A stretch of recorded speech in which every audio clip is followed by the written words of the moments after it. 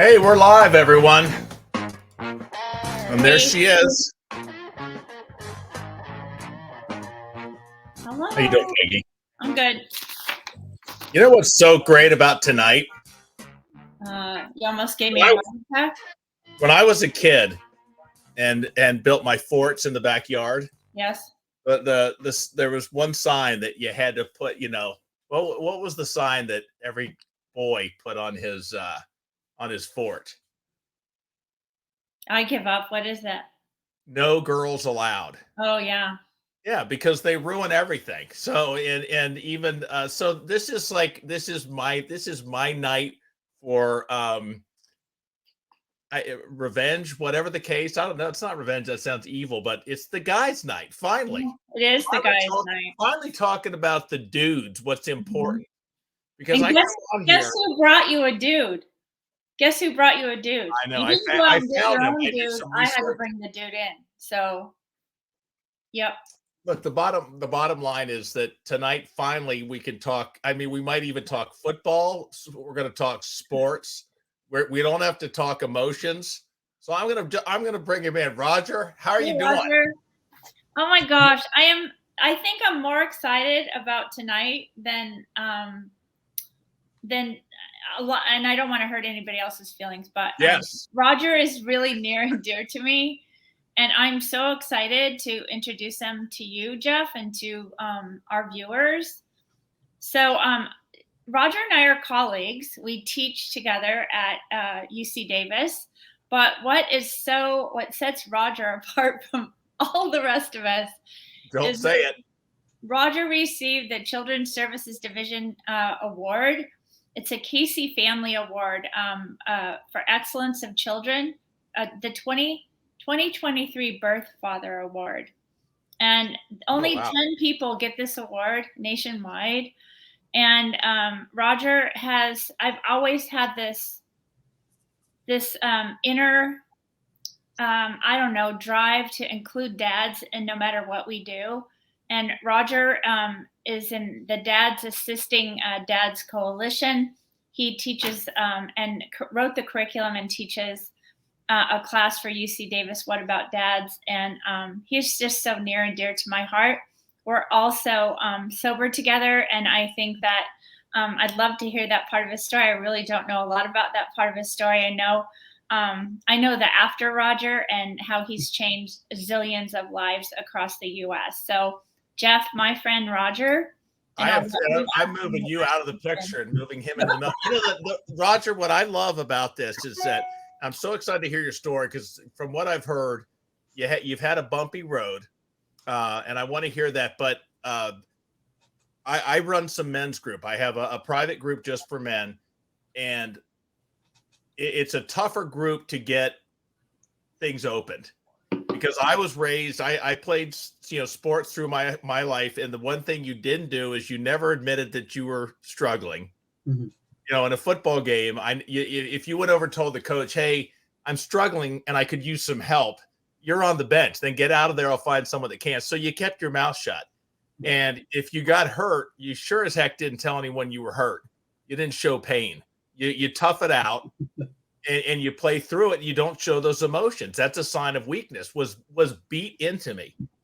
And without stealing your thunder, I'll just say this: people talk about a day one, and I'm just over years. But Jeff, how many day ones did you have? You know how many thousands of day ones I had? You know how many times I had a day one at 1 o'clock or at 5 o'clock in the morning, 7 o'clock in the morning, and by 5 o'clock at night, I was at day zero again. So but when it started to work was the first time I started talking. And that was really hard because I didn't want to tell anyone I had a problem.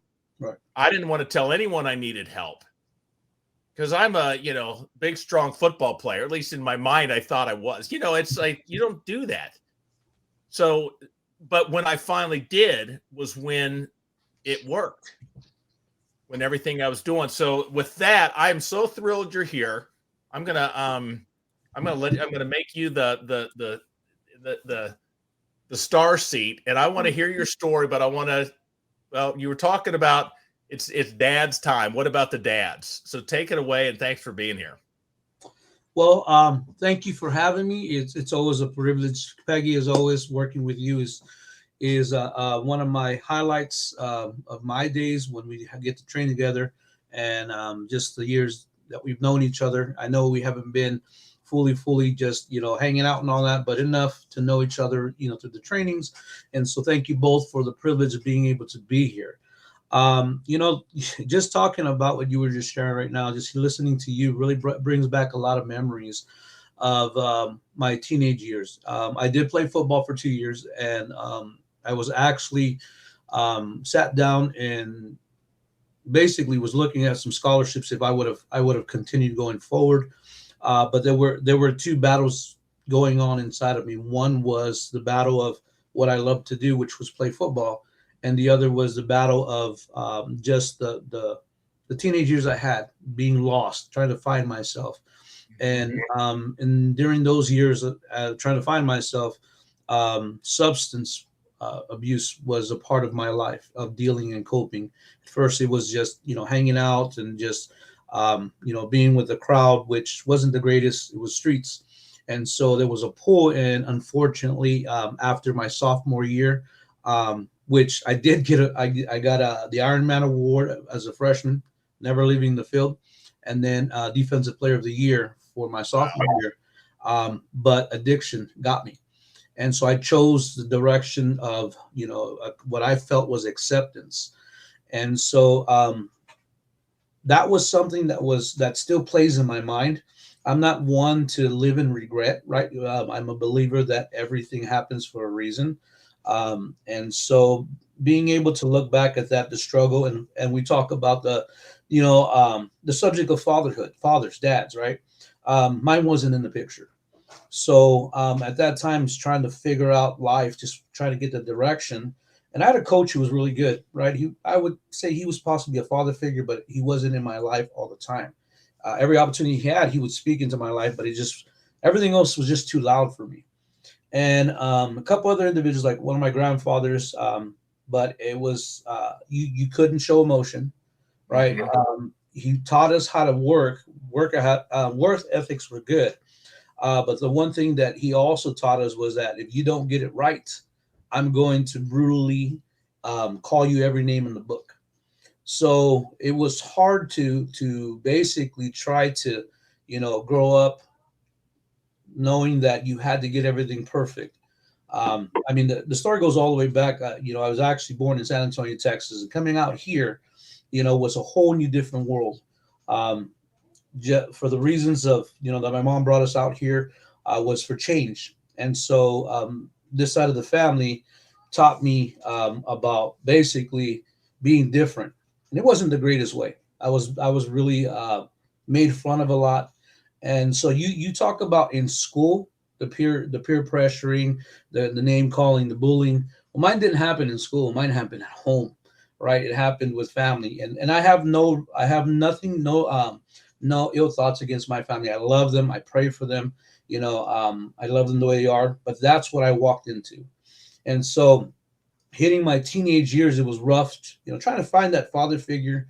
And of course, just trying to rough it through all of that. And so, I met a crowd, got involved into the street gang, and it went away. It basically went to where acceptance was everything. Football played a big part of me that helped me be a part of something. And I thought that I was going to be able to make it through. But just like you shared, you can't show weakness. You can't, I felt like I couldn't let anybody know. And if I did, even my family, if I showed them any type of weakness, I would get ragged on. I would get put down more than already. And so it was rough. I kid you not, it was rough. And then of course, the emotions that were bottled up soon got me to take a whole position of violence, right? And so I was tired of people picking on me, telling me stuff. So I became you can say a predator. And so going through that, it really I was introduced to substances and of course alcohol, and so it would take it away for a bit. I was being accepted. Then I seen family members doing it, and so it was like, okay, well, this is what it means to be a man. You don't cry. You handle your responsibility, right? You don't show emotion. And at the end of the hard day's worth of work, you drink. You enjoy life with it. And so that began my journey as I believe the first time I took a drink, if I'm not mistaken, I was about 11 years old. And so about 12, 13, I was experimenting with substances. By the age of 13 going to 14, I was using meth. So it just progressed more and more. And so that was my teenage years. And so the one who really suffered a lot with me was my mom, but she was also my cheerleader. She was the one that was right there through the whole time going through with me. And so just trying to find myself through those years. She pulled me out of Orange County where we were at, brought us over to Moreno Valley for a change of pace, because I was pretty much getting arrested, and it was going downhill bad. And so she got me out here, pushing forward, still with coping, with alcohol, and it was pretty much kind of accepted. Nobody told me anything. I'm not going to get further back into my years because there were some other things that had taken place, but we're going to focus going forward here. But just going forward and getting that, and eventually became a father by the age of 18 years of age. And so one of the promises that I made my mom was that I was going to be a dad. I was going to stick it out, right? No matter what, because I didn't want my child to have to grow up the way that I did. What was your definition of being a dad? At that point. Yeah. So at that point, a definition of being a dad was somebody who was there. From what I've seen, because I remember looking at my elementary years on Father's Day, where they would allow dads to come in to be with their kiddos, and mine was locked up. So, I mean, it was like, why even bother looking at the door? But that right there, looking at others, it was like just being there was one thing, right? The presence of being there. And the only reason, Roger, the reason I'm asking this is because if I don't know how to communicate, I don't know how to. It's hard for me to want to learn to communicate because I don't even identify it with it. So when I asked you, what was your definition of being a dad? If you didn't have a dad around, how did you even know? What you were supposed to be, I guess. And I think that when that time came, I don't know what it was, but I felt like just being there was going to do it, right? Because I did help my mom with my younger siblings. I'm the oldest, so I stepped in. I'd go to the store, and do all kinds of different things, right? Responsibilities when I was younger. And so when it finally came and it hit, I'm going to be a dad. I was excited and all that, but at the same time, I was terrified because reality set in. I made that promise to my mom, but I really didn't know exactly what I was walking into. I knew that I had to be there and that I couldn't give up. But in the direction of that piece, I was kind of a little sketchy. And I think that beginning to try to look at, and I took bits and pieces. This is where, my grandfather in San Antonio taught me about faith, right? He told me about, being a dad, about taking his family to church. And unfortunately, a lot of my uncles weren't going, but he was doing the best he could. So I saw that up until the age of 8 years of age. Then I came over here and I saw another different perspective, and it's a working man, somebody who works and takes care of business. And unfortunately, there was other types of characteristics that I'm not going to bring out, but it wasn't good, and I knew it wasn't good because I looked at my mom. Was like, I'm not going to treat my mom that way, and I don't want anyone to treat my mom that way, right? And so I saw these, and so I kind of, I guess you could say, picked and choose as I went what it would look like. And then when I finally faced it, it ended up being me being alone. So I ended up being a single father, which was even harder than what I thought, right? Because I saw my mom do it, but she was a single mom. And I realized that there is a difference. Not that a father can't do it, but there's a difference. And then trying to figure things out. And so as I went, I was picking and choosing what a father is. But the one thing that I did not let go of is the way that I coped with everything. And so when I became a father, I stopped using substances, but I continued to drink.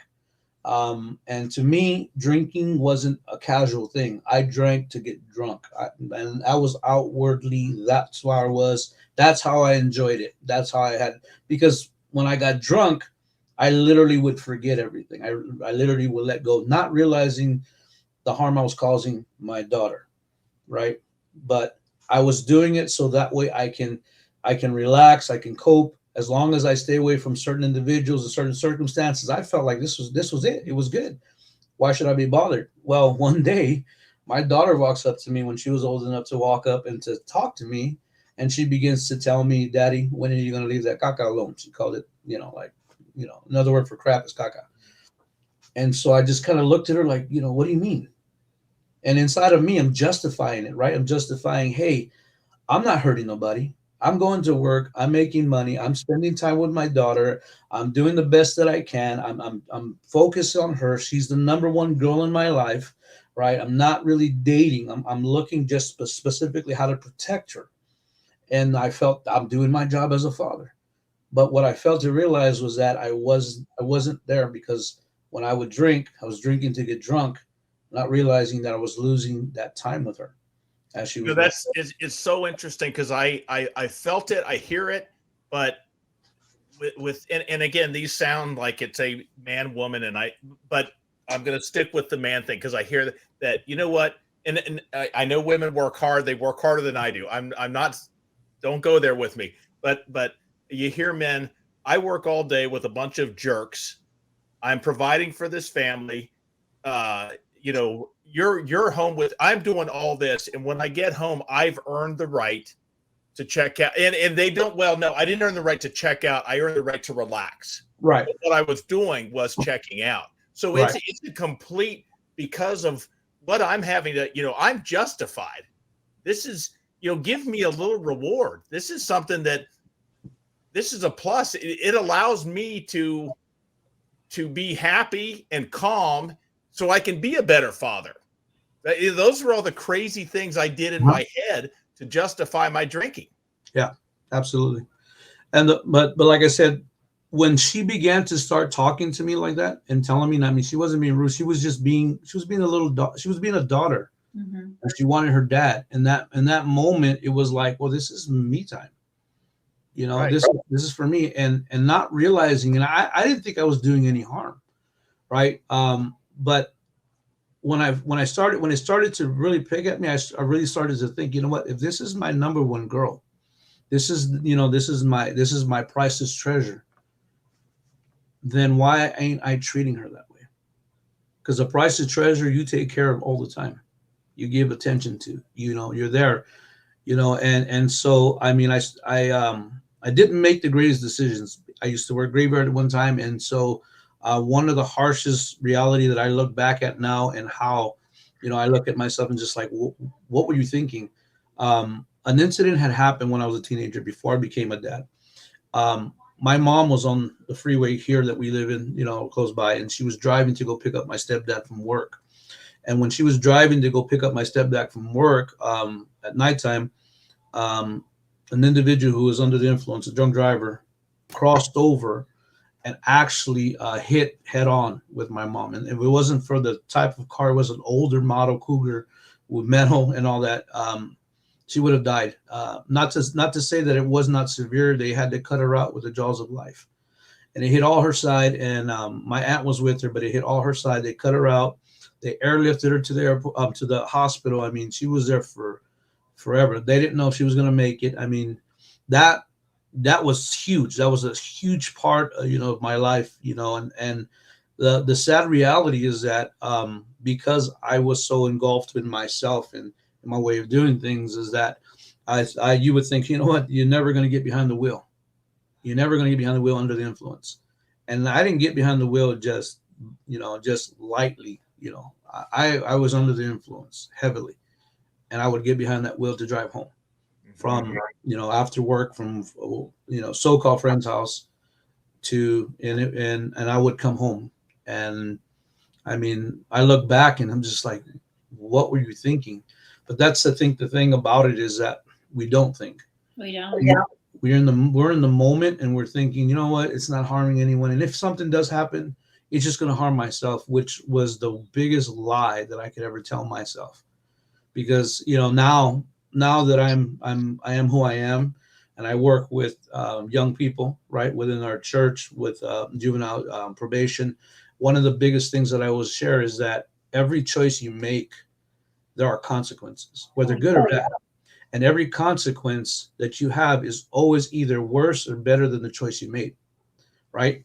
And not only that, but the consequences you make are the choices you make that create bad consequences create victims. And it's not us alone. It is always somebody else that's a victim, whether it's within our family because we made a choice that impacted others, or we've done something to victimize somebody and their families. And that's not something that we really look at when we're going through what we're going through. And looking back, and this is one of the stories that I share, is that my mom was in, and you would think, why would I want to go and victimize other families, including my family? But yet we don't think about that. And I hold myself fully responsible, and I don't put it on anyone else. It's just the idea of just really thinking things through before you make a choice, especially when it comes to, using substances or using alcohol, right? And so for myself, that was one of the things that I call stupid for myself to do. Right. And so I call it out as it is within myself, and it's looking at myself. And so, back to, finally figuring things out and saying, you know what, there's got to be more. I got to do more. This is where the transition takes place. I was 18. And when I was 18, I became a father. Right. And so I was looking for different ways of doing it. I almost joined the military, but I didn't finish high school. Right. I was ready, signed up and getting ready to go to the Marines, and all. It didn't happen. Right. And so going forward, I was still drinking. I was just, I was doing it on my own time and trying to, do the best I could, but it was still impacting my family. So when I was like, man, I looked at my daughter and I was like, I have to do better. I have to figure something out. And so I turned to faith. I turned to Christianity. And so it was just a day where, I was losing everything. I had no grip on anything. Alcohol wasn't taking away the pain anymore. It was there. And every time I would drink, I'd come right back to my circumstance situation, which was I was losing my daughter. Right. And it wasn't my situation with CPS. It was just losing my daughter to her, her biological mom. And so it was like the alcohol is not taking it away. It's taking me to places that I never thought I'd see again, because I did see it when I was younger, which is, why even bother going forward and living? And so when that started taking place, it's like, no, there's my daughter, I can't abandon her, So I began to just, cry out like, this is different. I have no control of this. I need help. And, I had an aha moment. And there were some individuals who came and they were doing what they call an outreach. They were singing, they were rapping and stuff like that. And they started, preaching a message. And eventually I got pulled in by it. And that was the beginning, but it wasn't the end. I had a moment and I was like, okay, now I believe in God, because I didn't before. With everything that I've seen, everything that I've done, it's like there's no possible way. So I got pulled in, I received Christ. Salvation changed me in the moment, tears and everything. It was just the most amazing part of my life. And so that journey began. But the thing about it is I was missing something. And that was a family. And what I mean by a family is just like any other agency, when you start to change the way you're doing things, you need to surround yourself around the right people. Mm-hmm. Not enough just to say, hey, you know what, I'm going to do this and all that, and then go back to the man thing. We're going to go back to the man thing, Jeff. I can do this on my own. I got this, and I got a new beginning. I got a new start and all that. But the problem was I did not have the support. And this was the life lesson that I learned, is that without a good support, and for me, it was having a good church, I fell right back and I fell harder than I did before. So I started drinking more. and I started, just getting more because depression came back, and I mean, it was worse. I don't know, it got worse, and so going through that, through my daughter's, first 4 years, struggling with addiction, and then, still raising my daughter and going through things with her biological mom and all, it was just spiraling. And then I lost my favorite aunt on top of that. So that was another, and I call it an excuse. I call it an excuse. I used everything as an excuse to drink, right? Parties, funerals, anything. Even if it wasn't me, it was just my way of getting out of reality, and still trying to hang on and raise my daughter. And by the grace of God, was able to keep her safe and all that. But finally, moving forward, I met my wife, and she had just lost her brother. So we had two individuals who just lost someone close to them come together, right? Which isn't usually a good thing, because she was abusing substances, and I was abusing substances and alcohol, and it was just us going through that and losing our loved ones that brought us together. And one day we decided, hey, we just started talking about church. And so she was like, yeah, my mom goes to one. And so what ended up happening is we decided to go visit. Now, we didn't just jump in there and it was over and stuff like that. We were there, we're on and off, right? Because we're still struggling. We're still trying to figure things out. Now we're together. We're not married or anything. And I'm trying to figure out, do I trust this woman around my daughter? I did not let her around my daughter. But I was still using. I was still, using. And I'll tell you, one day I went in by myself, and I had that moment again. But this time it was more powerful, where it was like, enough is enough. And that's what I really wanted deep down inside, but I didn't know how to ask. I didn't know who to tell. Even with everything that I had gone through, I didn't know. I was embarrassed. I was telling family members before, yeah, I'm going to church, changing my life. And they're laughing at me. And they're saying, no, it's only for temporary. You're going to come right back. So guess what happened? I came back. And that was the first time. And so really now I'm really embarrassed. Now I don't want to tell nobody nothing, because they're going to ridicule me. They're going to tell me, and I can't, and I'm a man, and I can't take that. And I can't be sitting there, just once again, pulling myself back into that place where, but I at that time, I still didn't know how to get out, right? I still didn't know it was okay to ask for help. I didn't know it was okay to cry. I didn't know it was okay. So through all that time, when I finally came, this happened inside of a church, and the preacher, the minister, the pastor was the one who came and sat down next to me. And he's the one, that told me, it's time. He didn't know. He just told me it's time. That was the message. And I felt something inside of me, something very powerful. Was it time to let it go, or was it time for you to step up and take action and let it go? I think it was time to let it go. Let it go. Okay. Yeah. Time to let it go. Time to let go of what it is. Right. Because the stepping up, that right there is something that has to begin to happen, but we're not meant to do it alone. And so that moment, I felt like it's time to let it go. So I did, and I bawled like a baby, I'll tell you. And I'm feeling like embarrassed. But I had this man sitting next to me with his arm around me. Right? It wasn't a woman. It wasn't my wife, who was my girlfriend at the time. It was a man who had his arm around me and telling me it's okay. And he was crying with me.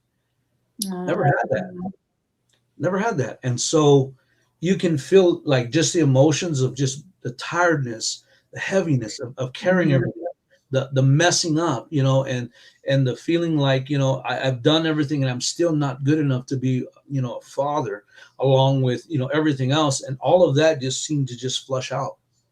And then on top of that, I had this man with his arm around me, and he's crying with me. And it did something for me, like, wow, this is different. And so what I did was I decided that when that happened, that I was gonna continue coming. I was gonna find out what is it about this man that he was brave enough. And I knew he was a father. I knew his daughter was on stage singing. And and so what was it about this man that he was brave enough to come to another man that he hardly knows and to put his arm around him and tell him it's okay, it's time, release it, and then begin to cry with him. What is that? Yeah, I don't understand that. And so it brought me to that place to continue doing that, coming back and beginning to learn. And he took me under his wing. And, we sat down in his office. We had a conversation. I was questioning him about different things. And he was open. He was talking to me. We were having a dialogue. He wasn't shutting me down and saying, no, we don't, no, we were having a conversation. He was listening to me and he was responding to me. We were having a true conversation. I didn't have to pretend to be something that I wasn't, like I was doing for years. And that's what we do. And so in this moment, that's where my relationship with him began, not knowing that he was going to be what I call my spiritual father. The example. No, it's what you just said, though. You said that the falseness you put up with other people pretending to be who you weren't. For me, it was I had to quit pretending to myself, right, as much as to you, right. It wasn't that I got to quit acting to the world that I've got this or I'm a tough guy. Right. I had to quit doing that to myself. So, and I agree with you, Jeff, on that piece. And thank you for bringing that out, because it is a double edged. It is double. So what I mean by that is for ourselves and for others, right? Mm-hmm. For ourselves first, foremost, because I didn't know that you can actually walk around and be yourself and be happy and confident with yourself. So true. And especially, and for others, because for years I was trying to please others. I was trying to appease others with the decisions I made, with who I ran with, the reputation that I ended up getting. All of these different things. That's what I was living for. And I saw hypocrisy, I saw backstabbing, and I ignored those things because I felt that that's what it was. That's what we had to do. That's how we survived. And so this is why, for myself, I had to look within inside of myself, but also I had to stop worrying about what other people think. That's me, right? Because that's how I was living my life. I was putting up a persona, not just of the tough guy, but that, I don't need nobody and this is my life and just all these different things. And so, but like I said, this man didn't worry about, he had confidence, but he also didn't worry about what other people thought. And he came, like I said, that to me, that's what I saw. That was the huge piece for me, is that when I seen him come up and do that and everything, the actions outwardly, right? Because, when you first come to church, or come to anything, your first intentions is, let me look around to see who's here and who's watching. Right. Who's looking at me, right? And yes, there should be that self-worth, but let's be real, it's not there, right? And so it's like you have to be able to find that place, to find that comfort, and to have someone. And this is what usually attracts us to somebody else, right? In whatever capacity, and that is that individual who's confident, who's not worried about what other people think. Yeah. Because someone who's confident, not full of pride, but confident. Right. And when he walks, they don't care about what everybody else thinks, because they know who they are, and they know whose they are. Right. And that's that self, that self-worth, that what I call it. Some of us don't have that. Exactly. And that was my struggle. But it's very attractive to anyone. Right. It's very attractive, as in that's what we all want. And I speak that because I've had conversations with old friends that I grew up with who were just, you did not want to meet them on the street. These guys are locked up in and out, and now they're different. They're like-minded with me, and they have a different perspective of life and everything. They've changed. No more, substance abuse, no more drinking, nothing. And we've had conversations. And one of the things I always ask, because I'm very curious about this, I wanted to make sure it wasn't just me, and said, you know what? When we were out there, was that really you out there, or was that something that you really didn't want to do and be that way? And great question. They shared with me, it's something that we felt we had to do to survive. And so you're absolutely right. I didn't know how to do that. I didn't know how to get rid of it. I had to be taught that. I had to be shown. But that was the beginning of me being open enough to say, hey, that is possible. And so that's why I'm saying that when there's someone who's got a certain, confidence, a respect about themselves, who know who they are, even though others may be like, oh, check him out. He thinks the reason why there's that response is because it's the insecurity inside of us that says, oh no, but deep down inside, what we're saying is, I want what that guy has. Yeah. I want And what that's so true. And that's what's so beautiful about recovery, just like the work that you do with parents. And I'd love for you to, we have about, 10 minutes left, but I'd love for you to show us how you got from that time he had his arms around you, and now you became the first parent partner in the county. Yeah. And you're helping. I just have to put a plug in for this because, and I think this is the right time.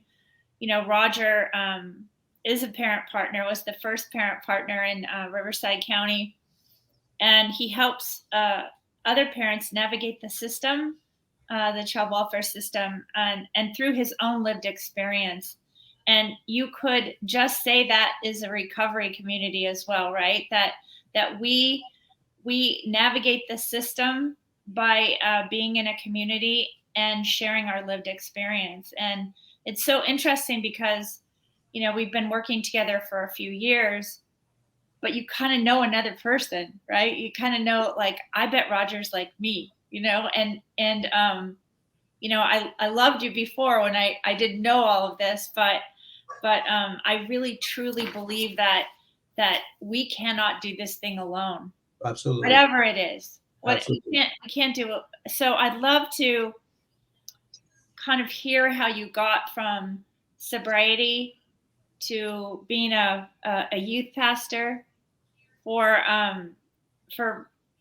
just being where you are in life, and being one of the people that, and I have this quote, and I had to quote it, saying that I watched your video, and I was full of tears. It's like, oh my God, I've been teaching with Roger, and how beautiful of a man you are. Describing the work that you do, we speak parent and we speak social work, and that you are doing to others what you would have liked to have done to you. Wow. I mean, I have shivers. So can you tell us kind of where you were, and how you got to where you are today? Okay. I'll shorten it up. Yeah, because there's a lot that's happened between. We'll have you back. We love you. This is amazing. So, and here's the thing, Jeff, where we're talking about how do we speak to other men, and I think that being able to find someone that we can identify with, who can understand us, but also lead us empathy, right? Somebody who's been where we're at, but also has gone forth, is something that I had to first learn. I had to look at myself and figure out what is it that needs to change, as hard as it is, and we don't like that word sometimes, change. And one of the things that I did once that took place is I got myself, in there. I got myself more around him, and he began to disciple me. He began to teach me, and I opened myself to him, to be able to do that. And knowing that, I didn't have to do this alone was a big relief, right? It was a big weight off of my shoulders and chest, and just by his exampleship leading, it helped me to develop, and there was some correction, right? Because I had a lot of bad habits. But the correction was good. There's nothing wrong with it. As the Bible says, iron sharpens iron, right? So it's the ability to be able to help someone see things and then direct them, not forcing them, but giving them the options to be able to change. And so I adopted that for myself first. I wanted to make sure it worked, right? And so as I began to learn and to grow and to develop, and I had those moments where I wanted to quit. I had those moments where I wanted to go and just, let me just one more time, let me throw some back, get myself relaxed, and I'll come back. And I knew that if I did that, I wasn't going to come back. Mm-hmm. So it was all of those just fork in the roads type of places where I was just like, I'm tired of living what if. I'm tired of it. And so I began to, even when those things that I was questioning, just say, okay, well, I'm guessing this is what faith really is. It's believing in something you can't see, but know it exists. And so I started stepping out on that and trusting. And as I did that, I began to grow.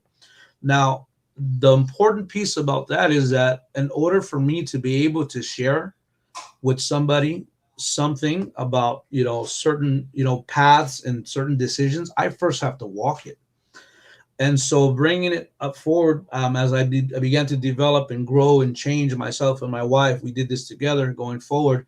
There was one of my supports right there, my wife, my backbone right there, who was right there with me, along with beginning to develop other friendships in the church, and just having that somebody to be able to call and to be able to share, hey, this is what I'm going through, and them receiving me and giving me the direction, as well as acknowledgement, began to build me, and not knowing that all of that right there was beginning my journey in what I would eventually become.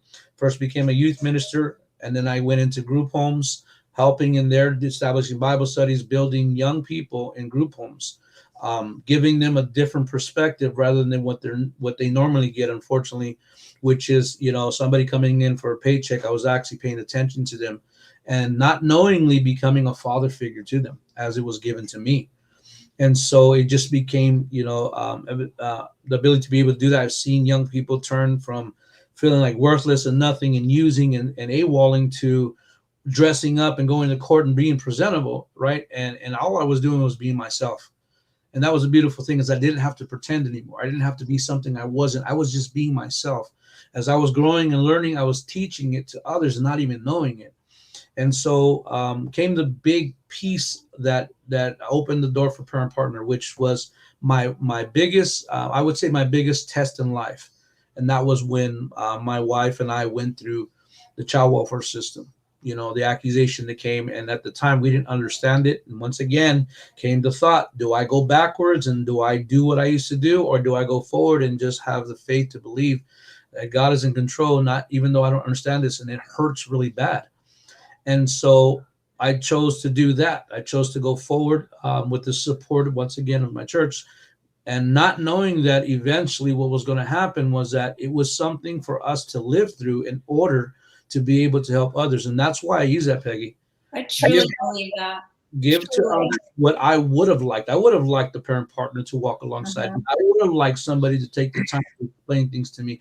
I would have liked that. And so it was my faith that helped me to forgive and to let go, right? And then not knowing that I was going to walk into the department and be one of the first out of six and I'm one of them. There's six of us that developed this program from the ground up, right?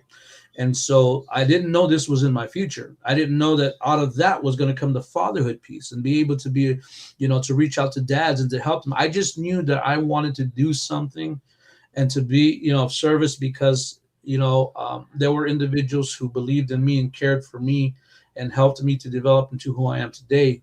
I didn't realize all of this was I didn't realize I would ever be in a podcast, right? All of these things are just, I call them blessings that I don't deserve, but I still get to get them. And so if I do, I'm going to use them in the right way to help others. And that's what it's about. And so that's how it came to be for the Parent Partner program. I believe it was divined. I believe it too. Right. But I had to go through stuff, and I will never say that I get anything. They joke, and I think some of my colleagues are watching. The joke is that they call me the golden boy.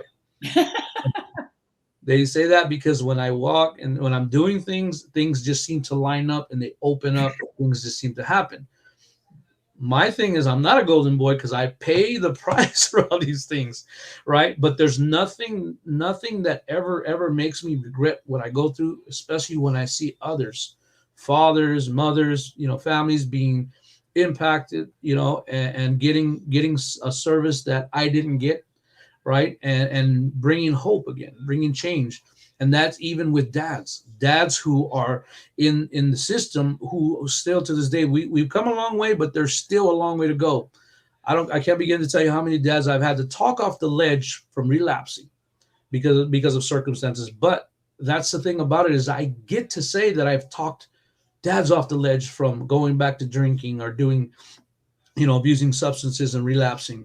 And so I think, with everything in my life that I've gone through, everything that I had to endure, everything that I was given the privilege to walk through, I'm now turning around and giving it out and giving that opportunity, especially to men, and even bringing out the emotions that we see, right? Because there's a lot of times where it's misinterpreted how a man responds, how a father responds, even when it comes to substance abuse and the reactions of certain, that's fear, right? Fear comes out different from a man from most of the time from a man than it does a woman.